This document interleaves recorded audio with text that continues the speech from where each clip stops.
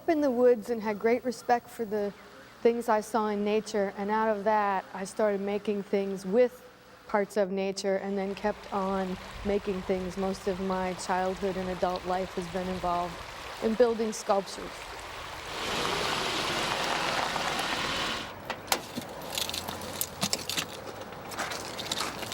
We're here in the Homestead pump house where the water was brought into the Carnegie Steel Factory, and the building is very old. It's in the late 1800s. They built this beautiful brick building with arched windows and had probably the top end of high tech.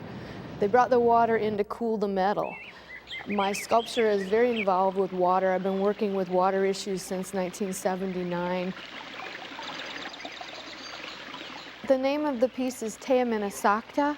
It means never-ending water, and in this case I've added the idea of never-ending clean water. I have this image of families, of mothers with their birds, and it's important what we build into our future generations, and I think one of the critical places to start is the cleanest water we can give the plants, the animals, things we eat, things we drink. The cleaner they are, the better we are being to our babies. There's a lot of different materials in this exhibit. I keep shelves of different things. Some are ribbons, some are wires, some are natural materials in bags. There's wheat from the sides of the highway in Philadelphia. There's plastic bottles that came from the water bottle company. They were very nice in giving me old bottles that would have otherwise been recycled. I have cardboard that was given to me. Most of the things are recycled. There's very little purchased. The nest represents this idea of home when it links to the space that we have, which is the earth. The birds used a lot of natural materials in its nest traditionally. Our homes were that way. We've gotten things where we use a lot more man-made materials to where we don't even know what some of the natural solutions are. So I want to bring it back and try to look at where we felt more at home on the planet and where we've created things that are a little more caged and where we're not really in connection with what this earth home is about.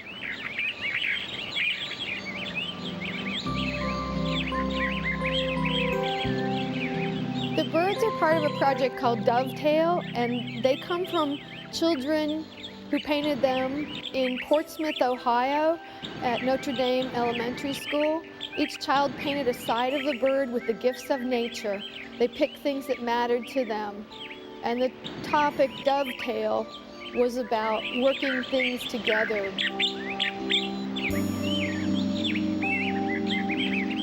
When people see the birds, I hope that they get the strength and the beauty and the respect that the children see in nature, and that they go back to some simple things we all share and understand and appreciate them more.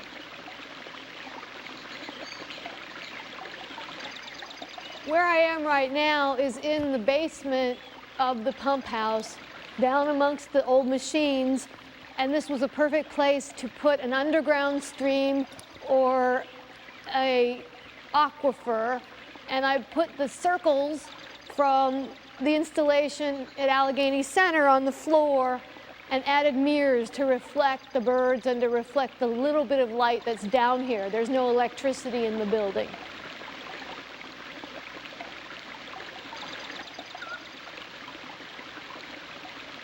This form of building and making work with and for and about the environment has been something I have always done, even in high school. My history in this goes back to building site works as early as 1972 in Kansas City, where I would take a whole room and build an environmental installation with plants and animals, most of them more fanciful than what you see here, but using as many types of materials as possible and working around the person, not just working so that their mind would go through their eyes to a canvas or to a sculpture, but encompassing them as if they're actors on the stage. One of the main pieces you might have seen is on Fifth Avenue. There's a large sculptural bouquet of flowers created with students at Miller African Centered Academy in front of the Jubilee Soup Kitchen. It's full of individual expressions regarding flowers, and the garden became a perfect metaphor for bringing in lots of different styles of art making. Also back in the mid-70s, I made large fabric pieces that were suspended between the buildings at Gateway Center. There was a large triangular piece that I called Bird and Flight, and other people called Kite. And there was a 250-foot butterfly that was built for the trade centers, but it flew in Pittsburgh. What I'd really like people to leave here with is some sense of ownership of the issue about water and the water quality that we're all living with. And when I say all, I don't want them to stop at what comes out of their faucet, but realize that it's part of a cycle and that the world's water is our water.